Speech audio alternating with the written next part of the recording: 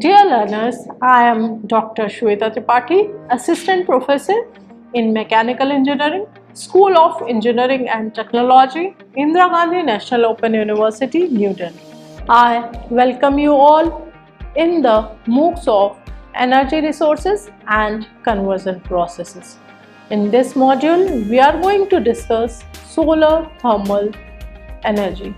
The learning outcomes of this module is to know the concept of solar thermal energy systems, to discuss the working of solar thermal systems and their classifications, to know various components of solar thermal energy systems, to discuss various types of solar collectors, and to know the types of processes that are involved for solar thermal electricity generation, and to comprehend passive space heating and active space heating, to discuss advantages and limitations of solar thermal energy systems, and to know the challenges of these solar thermal energy systems, and to identify the applications of solar thermal energy systems in various sectors.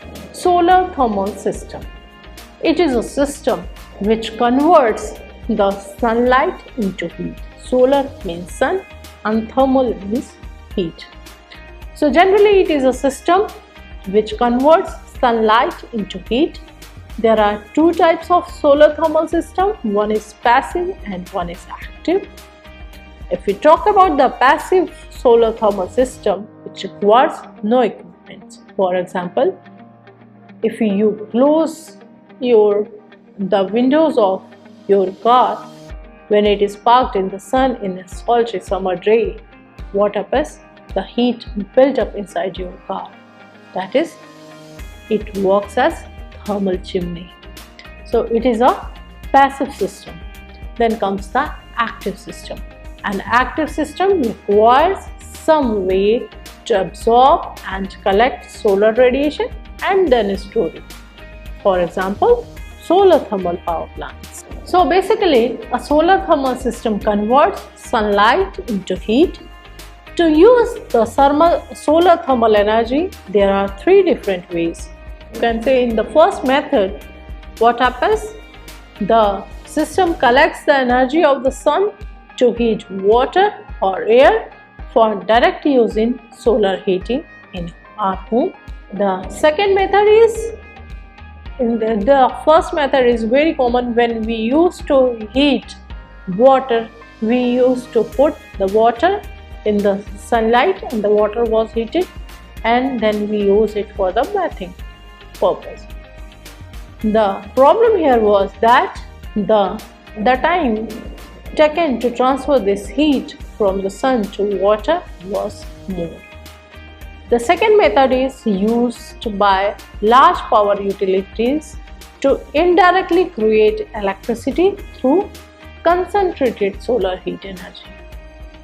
And in third method, which is known as passive solar, it leverages energy efficiency and the design of a building to regulate the amount of solar energy it receives in order to regulate its temperature. So these are generally the three methods that are used. If we talk about these solar thermal systems, they consist of the components such as collector. The air collector we will discuss separately. Some other collectors we will be discussing in this module. Then comes the storage technology, that is how we are going to store this thermal energy. And then there is a solar regulator system which regulate or which control the temperature difference. Now the working of a solar thermal system. What happens was, the solar thermal collector is there which absorbs the solar radiation. The purpose of this collector is to convert the sunlight very efficiently into heat. This solar heat is then transmitted to a fluid which transports the heat to the heat exchanger via pumps with a minimum of heat loss. Then the exchanger transfers the heat into the domestic hot water storage. The distance between collector and storage tank should be as short as possible to minimize the heat loss. This is the basic principle on which a solar thermal system works. Then comes the solar collectors. It is the main part of the solar thermal system because it transforms the solar ray or radiant energy into heat. Generally, this solar collector is a device that collects or concentrates solar radiation from the sun. It can be used for heating swimming pools, hot water preparation, space heating, and even as heat for industrial processes, and similarly to produce steam for the generation of electricity. There are many different types of solar collectors, but all of them are constructed with the same basic premise in mind. In general, there are some material that is used to collect and focus energy from the sun and use it to heat water. The simplest of these devices use a black material surrounding pipes that water flows through. The black material absorbs the solar radiation very well, and as the material heats up the water it surrounds. This is a very simple design, but collectors can get very complex also. Then the absorber plates can be used if a high temperature increase is not necessary, but generally devices that use reflective materials to focus sunlight result in a greater temperature increase. Now let us classify these solar collectors. Basically, these are distinguished as uncovered or unglazed collectors, flat plate collectors, and evacuated tubular collectors. In addition to these three basic types, there also exist special collector designs for medium to high temperature application like parabolic trough collectors, or we call them Fresnel collectors. Uncovered collector. These collectors are best suited for low temperature applications where the demand temperature is below 30 degrees centigrade. The unglazed collectors are usually made of black plastic that has been stabilized to withstand ultraviolet light. Since these collectors have no glazing, a larger portion of the sun's energy is absorbed. However, because they are not insulated, a large portion of the heat absorbed is lost, particularly when it is windy and not warm outside. Let us discuss the flat plate collectors.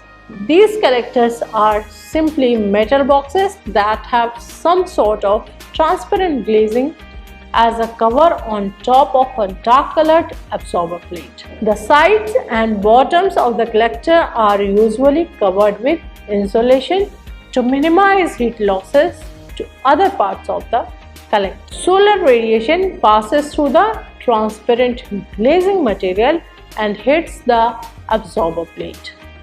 This plate heats up and transfers the heat to either water or air that is held between the glazing and the absorber plate.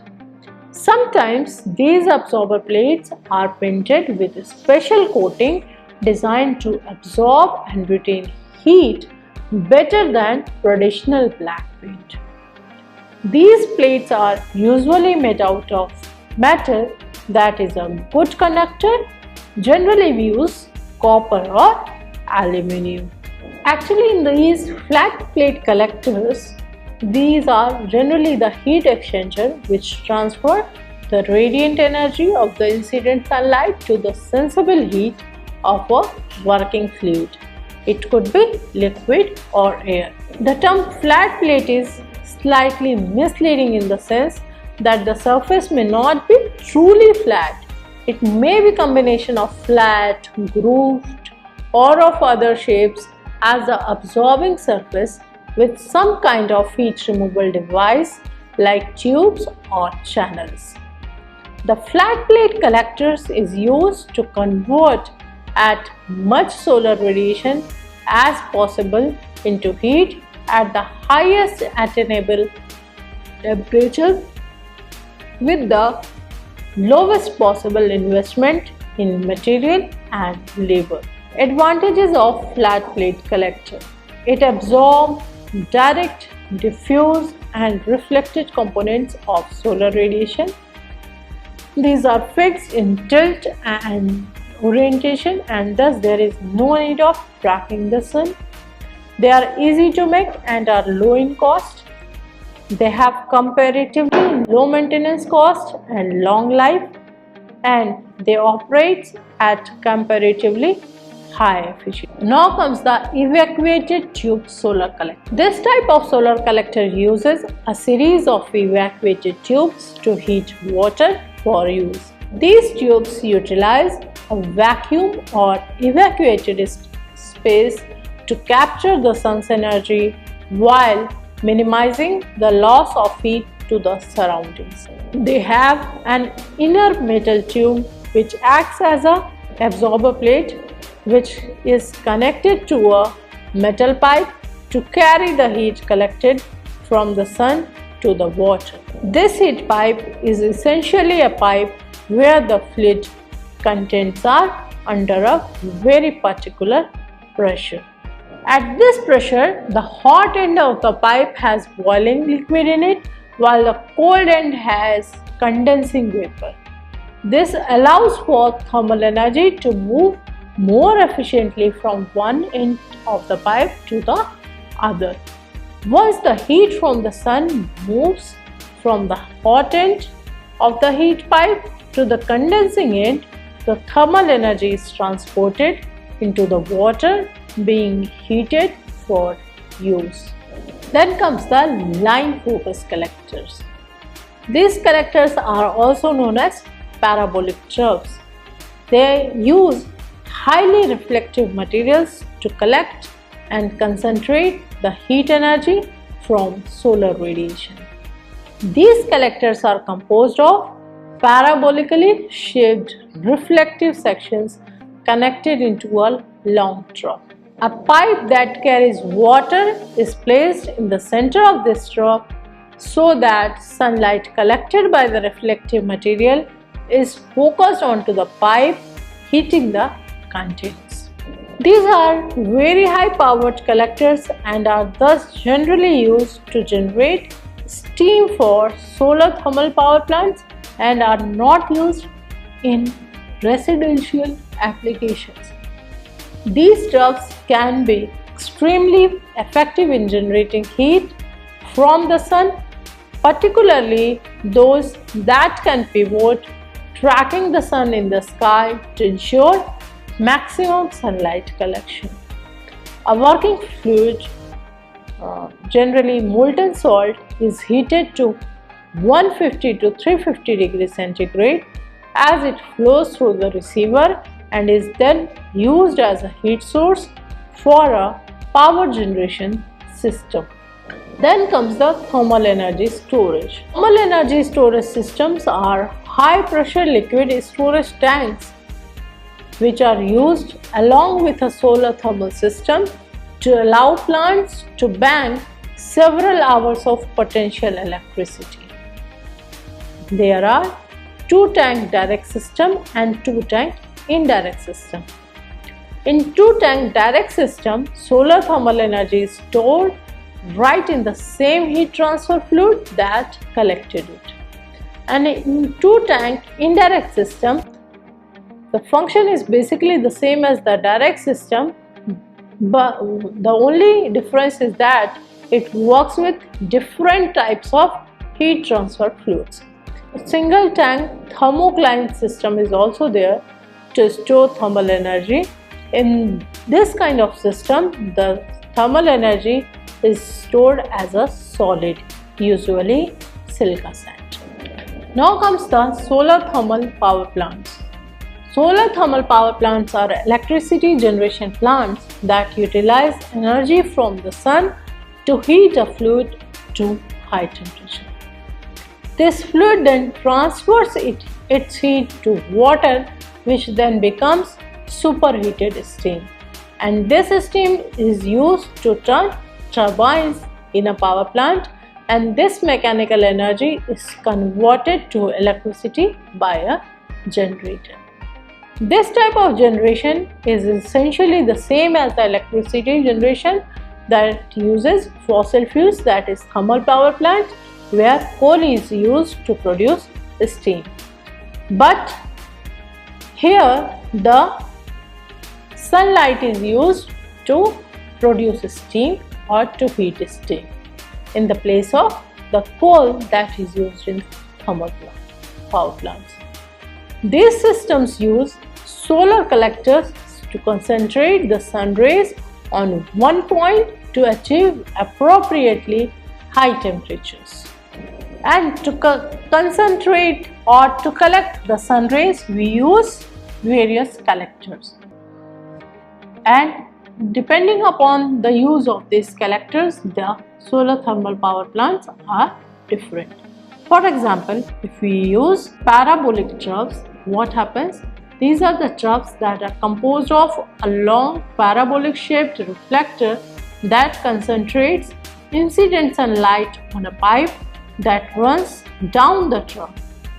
The collectors sometimes utilize a single axis solar tracking system to track the sun across the sky as it moves from east to west to ensure that there is always maximum solar energy incident on the mirrors. The receiver pipe in the center can reach temperatures upward of 400 degrees centigrade as the trough focuses at 30 to 100 times its normal intensity. These troughs are lined up in rows in a solar field. A heat transfer fluid is heated as it is run through the pipes in the parabolic trough.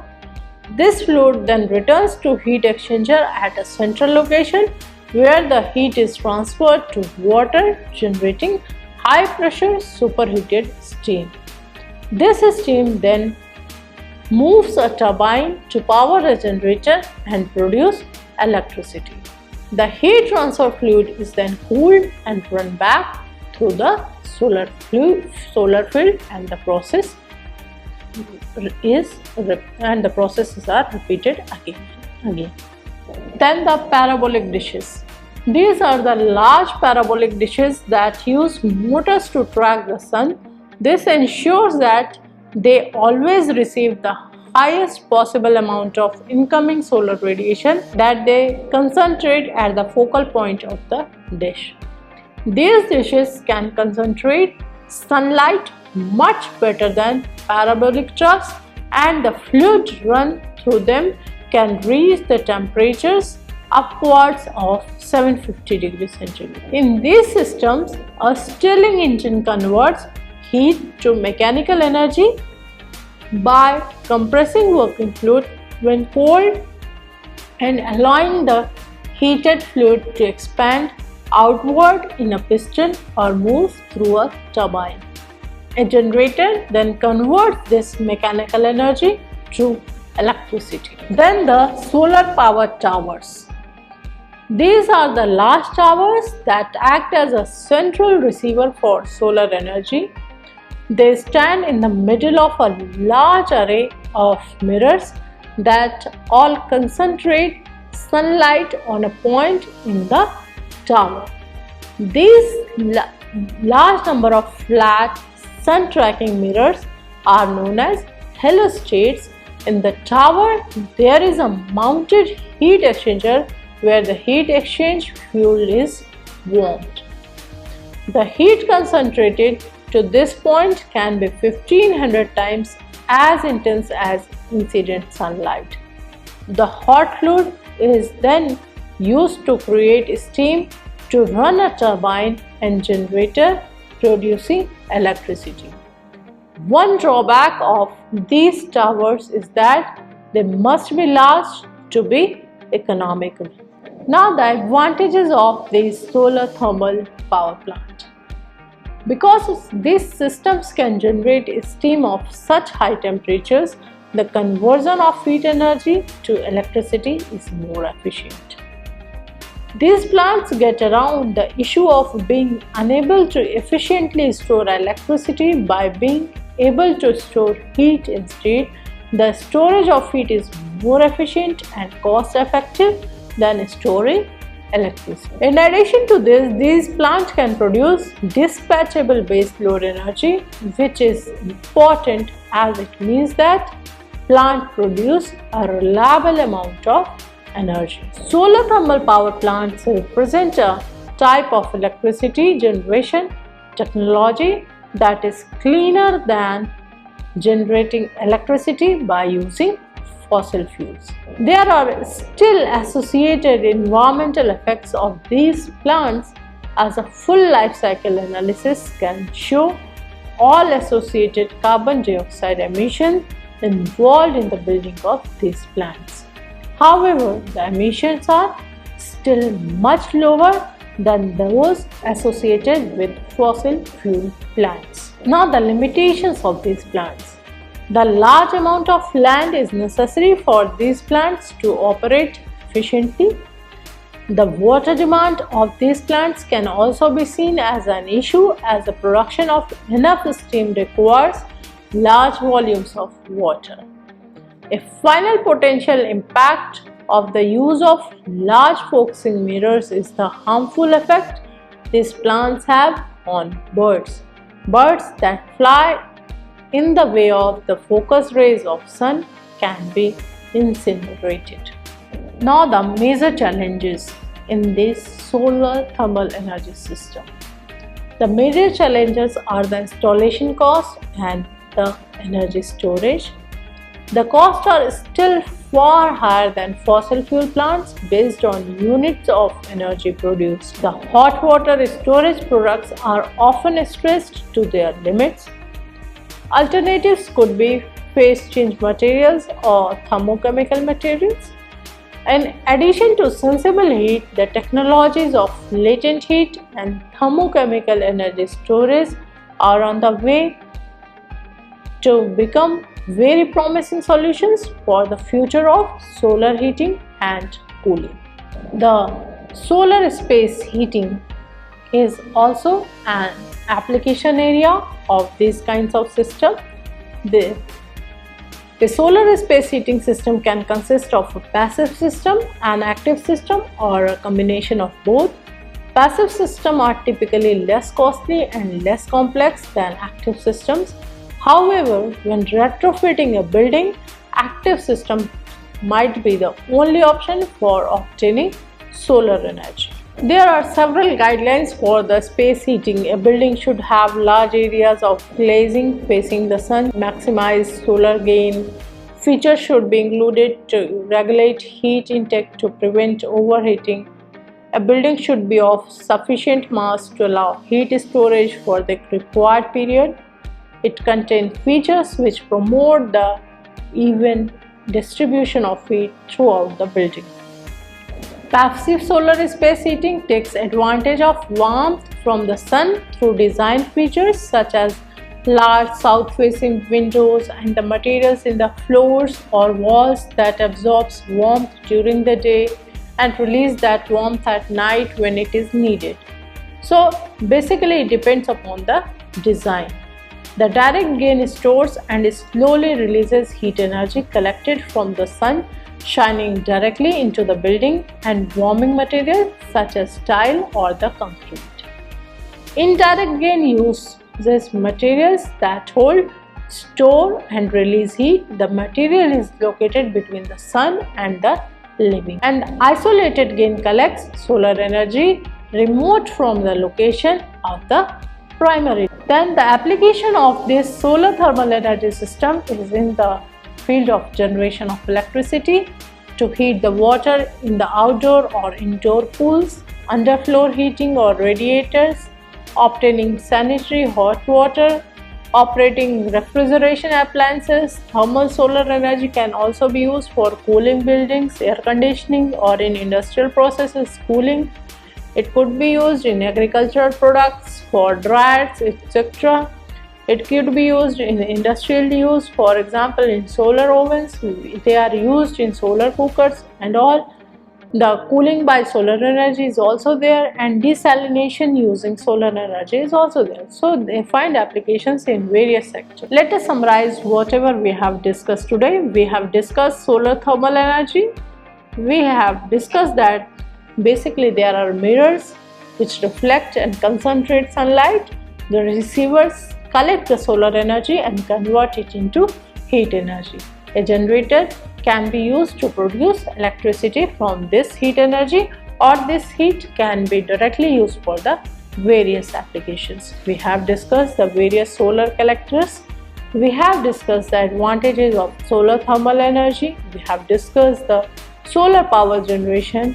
We have discussed that this solar thermal energy system are advantageous because there is no fuel cost. They are predictably 24/7 power we are having. No pollution is there, and the global warming effect is also less, and we can use existing industrial base for this purpose. We have discussed the limitations of the solar thermal energy also, that it is high cost. Future technology has a high probability of making these systems obsolete. Ecological and cultural issues, limited locations and size limitations. We have discussed that long gestation time lead to cost overruns. We have discussed solar power plants and solar space heating as well. Thank you very much.